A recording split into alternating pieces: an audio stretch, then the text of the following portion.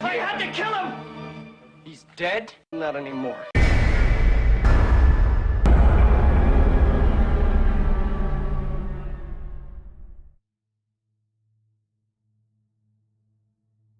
My extended family owns and runs a huge ranch, one plot approaching 9,200 acres, in total about 14,000. The terrain is mostly rolling hill chaparral, a super thick, thorny brush, with several draws and some forested patches. This was the best place to grow up as a kid, and several of my fondest memories still involve that ranch. And one of my creepiest. I was about 11 at the time, my cousin about 14. For some prior time, we couldn't find around 11 head of our cattle from the herd. Nothing strange, occasionally a group will separate for a few days. But we'd recently had some heavy rains, and there was a section of fence that would regularly wash out. My uncle ordered us to go check that stretch of fence to see if it was damaged. We hiked down and found that indeed the fence was damaged. We hiked back to the house, packed up supplies, and saddled a couple of horses to go fix the fence. On our way back out, we found all but one of the missing cows. We were still missing a calf. We decided that since it was going to take a while, we'd camp out if it was cool with my uncle. It was with a couple of rules. The standard camp in the designated area. Fires only in the fire ring, and take a gun for each of you. We saddled up, fixed the fence within a couple of hours, and then headed for the campground. The camp was on a slough, a narrow swampy pond, and cut into the chaparral, so it was very secluded, and you'd never really know it was there unless you knew. We sat up and talked and fished and just made a night of it. At about 3 a.m., we noticed some light from the other side of the slough. A lantern. We got very quiet, turned off all of our lights, and watched as a man of probably 55, very dirty and disheveled, came down to the water's edge. He took a couple of shots with a small rifle at nothing, luckily not in our direction, filled a large jug with water, then stripped naked and began bathing. The entire time he was talking to himself and just generally acting unsettling, especially to a couple of prepubescents who thought they were tough. After an hour, he left. We took turns sleeping and guarding for the next few hours till the sun came up. We headed home and told my aunt and uncle what we had witnessed, and they rode down in an ATV but didn't find anything. We found out later we'd given bad directions, and a week later more rain, another missing group of cattle, and another order to go back to check the fence. We rode down and noticed the brand new fence had been cut. We figured it was poachers, or occasionally we would get some undocumented immigrants that would traverse our land en route to the closest city. We decided we would look for the person, because we'd come across immigrants in distress once before, and my aunt had fed them and got them some water and then sent them on their way. I don't know why we didn't think of the man from the week before. I guess he just seemed kind of feeble and harmless, and we thought he was just passing through, even though he'd given us quite the creep. We looked around for a while and didn't find anyone and decided we'd head back to the house. As we got near the camp, we decided to go where the man had been previously. It was a very clear and fresh trail headed into the chaparral. We hitched the horses and followed it by foot. About 200 yards in, we saw a makeshift shed made from old plywood and raw lumber. We saw the big jug the man had filled, and we found our missing calf, dead and mutilated. We freaked and ran back to the horses and then went home. We told my uncle what we had found, and he rushed down with us. We showed him the calf and the shed. He opened the shed, shotgun in hand, and found the guy asleep inside. He calmly but firmly woke the guy and demanded he explain himself. He sent my cousin back to the house on an ATV to call the sheriff and lead him back to us. I stayed with my uncle to help with this guy. We found his rifle in the corner of the shack and removed it from his reach. The shack was something else, too. Porn pictures on the walls like wallpaper. Human waste in one corner, terrible smell, and yet another mutilated calf behind it. The guy had been living there for some time. He wasn't eating the calves, not much of them at least, just mutilating them. Eventually, the sheriff made it down, arrested him, and he was eventually charged with and convicted of several crimes: trespassing, destruction of property, cattle rustling, etc. The rifle and various other articles were stolen from the area as well. He also had canned food that was stolen from a fridge pantry in a barn near our house, so he'd been sneaking up there as well. After the shack was no longer of interest to the law, we burned it down. Turns out, the guy had once been a normal dude from the city, but decided to check out of society and creep around the woods.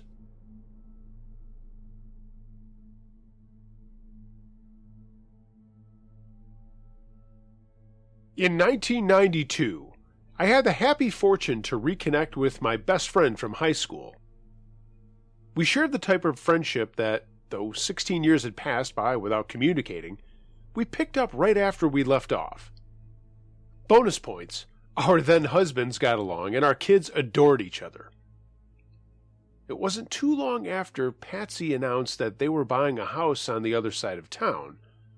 That house, well, that's where the story really begins. Originally, Patsy wanted to wait for me to see it until after they were settled in, but within a week or two, I started feeling subtle changes in my friend. She was always tired after working all day as a housekeeper at a motel, but now she seemed even more so, with dark circles starting to form under her eyes, and she seemed a bit agitated, jumping at sounds and shadows.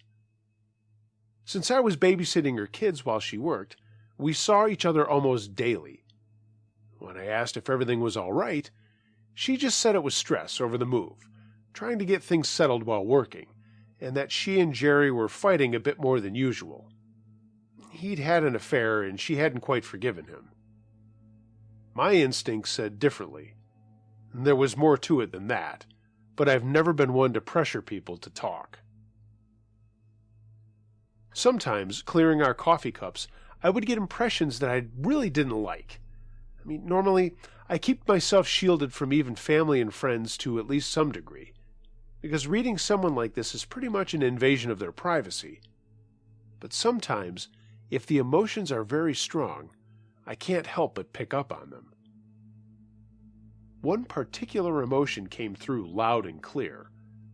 Something was causing my friend to actually feel afraid. I reached out, trying to pick up on what caused the fear, but it wasn't clear.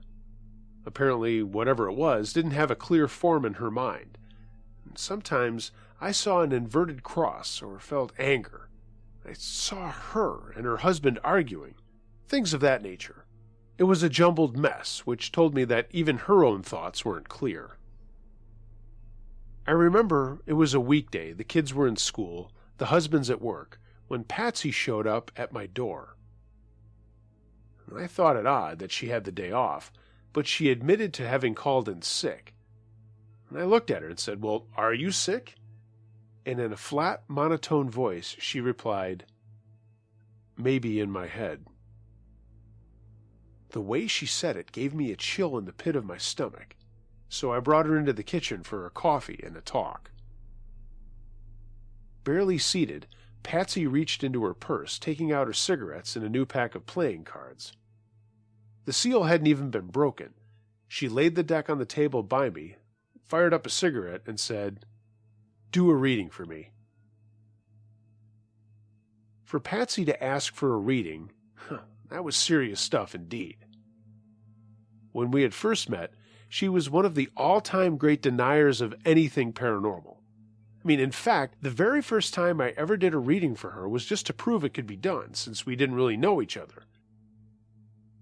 She thought she'd be able to pull the "ha! In your face" with it. But after I had described her mother, to a T, whom I had never even met, and an argument that they'd had, Patsy became more open-minded, at least when it came to me. Over time, she accepted that there was more to this world than we knew or understood. She also understood it was no parlor game for me and had witnessed some of my struggles to control various aspects of these gifts that I had. I took one look at the layout of the cards and said, "Pats, would you be okay with me seeing the house now?" She replied, "You see something." It was more of a statement than a question, and I nodded. I said, "Care to share?" "Not yet." And then I added, "It could be off, Pats. You know I'm not always right. I just think your house would help crystallize what I'm feeling." She said, "Yeah, you're only right like 99.99% of the time, but if you think we should." I just said, "I want to stop by St. Mary's first."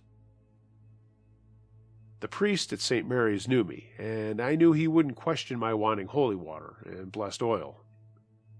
I also knew that he would happily come bless a non-Catholic home for me, which I wanted to happen shortly after I visited the place. But first, I wanted to put Patsy's question of sanity at ease, and maybe get a few answers for her. Walking up to the 2-story house, everything seemed in order. Empty moving boxes neatly stacked in the carport, lawn neatly trimmed, and inside you could tell unpacking was still going on, but the bulk of it was done. I walked through the living room and started down the hall. Patsy asked where I was going, and I said, "Your bedroom." "Val, you've never been here. How do you know where my room is?" I shot her a look, and she gave a shaky laugh. "Okay, yeah, ask a silly question, huh?" I just said, "It's okay, Pats. The cards told me, and to anyone else that would sound crazy." But Pats just nodded. Just inside her room, I stopped dead and gasped, "What the heck is up with that?" I pointed at the upside-down cross. Normally, I'd question if it was a St. Peter's cross, but Patsy was Baptist. Inverted crosses were viewed as demonic by her. "It keeps doing that," Patsy said, coming out in a harsh whisper. "And does it now?" I dragged her dressing table bench over and climbed up to bring the cross down to examine it. I studied the hanger on its back. "Is this new?" I asked, and she nodded. "Well, I think I see the problem. See the hanger bar? It's at the bottom of the crossbeam. I mean, it might just be top-heavy. Give me a little hammer and I'll fix it for you." I wasn't completely sure that was the problem, but it was a possibility, and I really wanted to be sure on what I was feeling. While I waited for Patsy to return, I prayed over the cross and repeated my prayer for protection. Slowly, I was letting my shields down.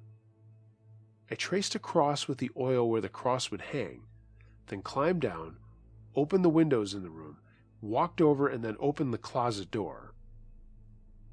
When Patsy returned, I moved the hanger bar to the center of the cross's crossbeam and rehung it. After that, together, we blessed the perimeter of the room, including the closet, with holy water, and I blessed every opening with the holy oil while reciting the Our Father.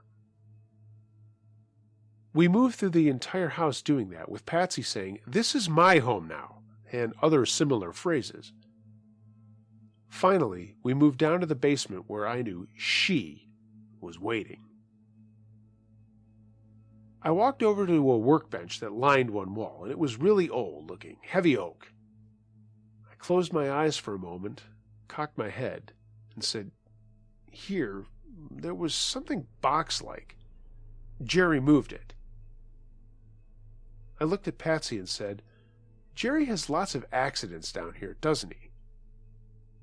She said yes, and some of them were very, very strange, like things hitting him from out of nowhere. Literally, he'd get struck by things flying and tools being moved when he was down there by himself. I spoke to the room. "I'm here. Talk to me. Do you need help? That's all I really want to do is help you." Patsy was rubbing her upper arms, and I was getting goosebumps myself. Along with this chill came this tingling. It was a cobwebby feeling, and I always get that when spirits are near. I dialed back my shields a notch, and I don't know how else to explain it. I wanted to be able to communicate with this entity, but I was not willing to be completely open to it. To do that would be completely foolish. A combination of sadness, confusion, and anger washed over me. I saw a haggard-looking woman in a faded flowered patterned dress being bullied by a large pot-bellied man. Their mode of dress reminded me of the 1930s, and what I saw, he grabbed her arm and struck her several times about the head and shoulders with what appeared to be a shirt. I cried involuntarily while describing what I was seeing to Patsy, and when I heard the words, "You call this clean?" it was growled. And therein followed a montage of instances of abuse at his hands, each worse than the last. I felt tears spilling down my cheeks as I wept. He's beating her with an umbrella. I mean, he just keeps hitting her. I was relaying all this to Patsy, wincing with each crash of the umbrella. In a flash, I saw the same woman, but as a child, being mistreated by another male, maybe her father, and then this man who professed to love her doing the same thing. This woman had grown to believe that all men were like this, and with that belief came hate. By now, Patsy had wrapped her arms around me, and I was trying to give her some comfort. I was struggling to get out verbally the scenes that she couldn't see, and the onslaught of feelings that choked me to the point where I was kneeling on the floor. "It's Jerry," I finally managed to squeak out. "She hates him." I saw Patsy's eyes grow wide and knew she worried over the safety of their young son also. I patted her arm. "Bobby's safe. He's only a boy. It's full-grown men she has a problem with. She thinks she's protecting you from him. She hears the arguing and fears for you." "Oh, God, Pats, she doesn't understand. She's putting you through hell because of your man." My voice broke, and in that instance, I knew the truth about Jerry, what it was about him that I didn't like. "Does he hurt you?" I looked into my friend's eyes. I mean, not with fists, but in other ways. "She's fighting for you." At least that's the way I saw it. In her own fashion, this ghost lady was only trying to protect Patsy from the same fate that she had suffered. Think about it, Pats. Everything has been pointed at Jerry, not you or the kids.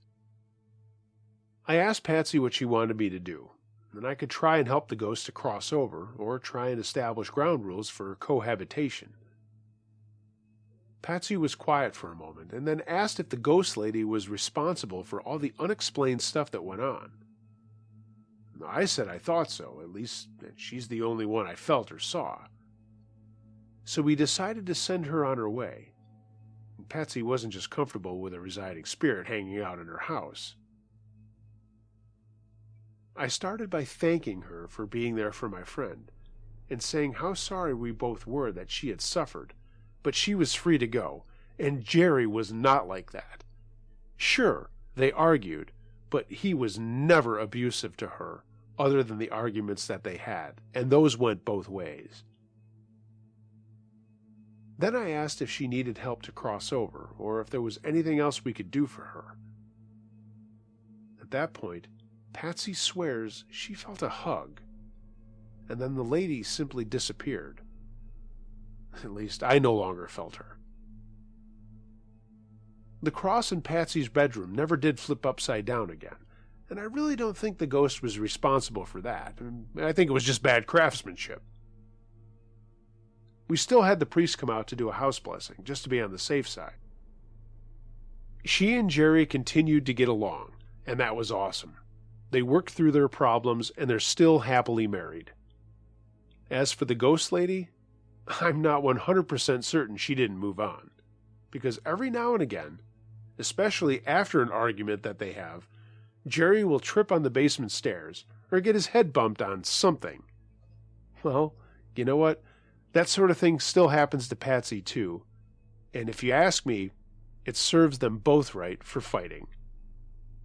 My message that I will leave to you: don't go to bed angry, love your partner, take care of one another, and don't have the afterlife coming back to remind you to just love.